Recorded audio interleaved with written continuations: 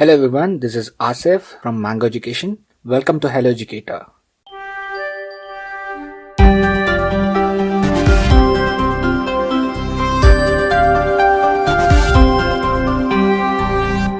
Today's episode is from Mango Science Radio, and the episode is on Columbus and the Bloody Moon. Hi, Mango Science Radio listeners. Obli here again. So I'm here again to share you another piece of interesting information from history. Again, based on an eclipse. Last time you may have heard of my audio recording on a solar eclipse. This time it's about a lunar eclipse, and also it connects with another very famous person that you may have learned in schools or in textbooks or in books anywhere. It's Christopher Columbus. I'm sure most of you know him as a very popular sailor, Christopher Columbus, and the person who discovered America. And yes, so this incident dates back to several centuries ago, in June 1503, when Christopher Columbus was stranded in an island called Jamaica, what we call today as Jamaica. So he was stranded there, and he was invited and greeted by the people of the local community there, the natives there, and they were happy to receive Columbus and his men, and they supplied him with a lot of food in exchange of something else that these guys, they had come from Spain, so they were exchanging goods, and the locals were happy, and they had some good exchanges, and they were put up there for nearly 6 months.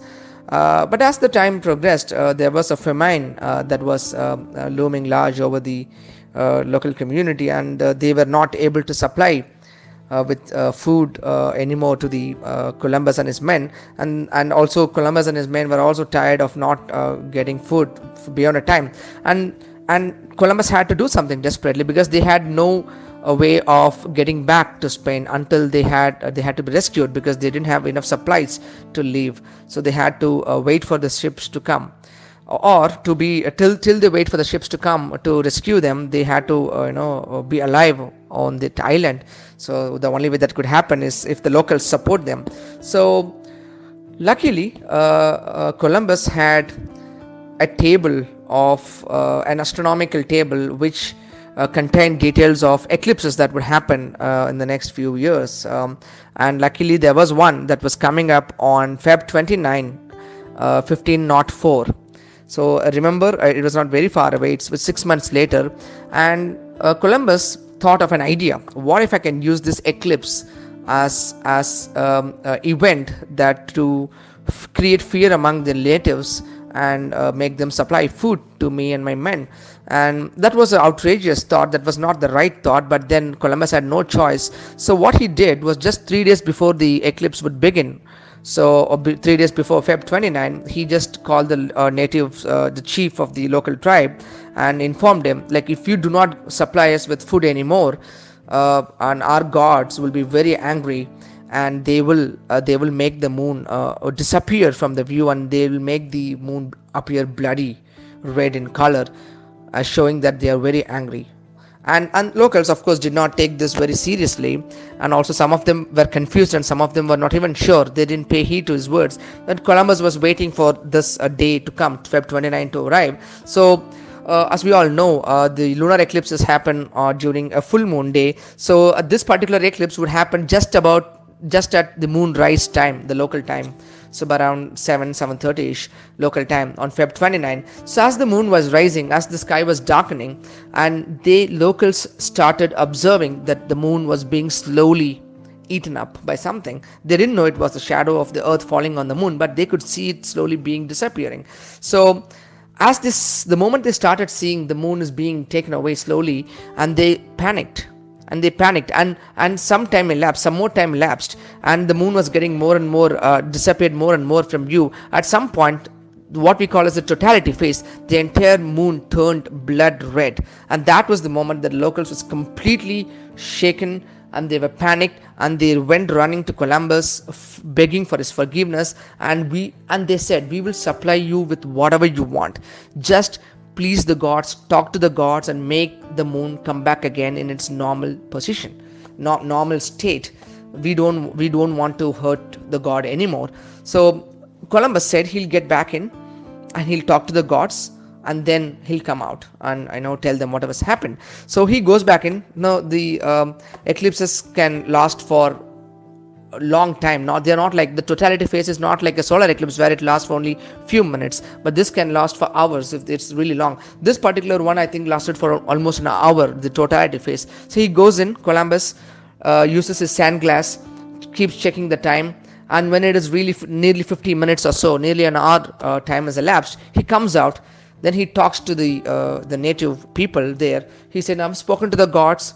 Now they are happy. Now that you've agreed to supply us with food, now our gods are very happy. Now he said he'll give back the moon. And as the shadow of the earth slowly started receding away from the moon, now the moon starts to appear back. The blood red color is no longer there, and slowly the moon comes back, and in the next 1 or 2 hours the entire moon is out of the shadow, and the locals are very happy. So now they would eventually go on to supply food to Columbus and his men for the next few months till June, when the rescue ship arrives, and they fly and they sail back to Spain in the month of November. They start in June and reach Spain by November. So now this is a very interesting story. The reason I'm sharing you the story is to highlight two things.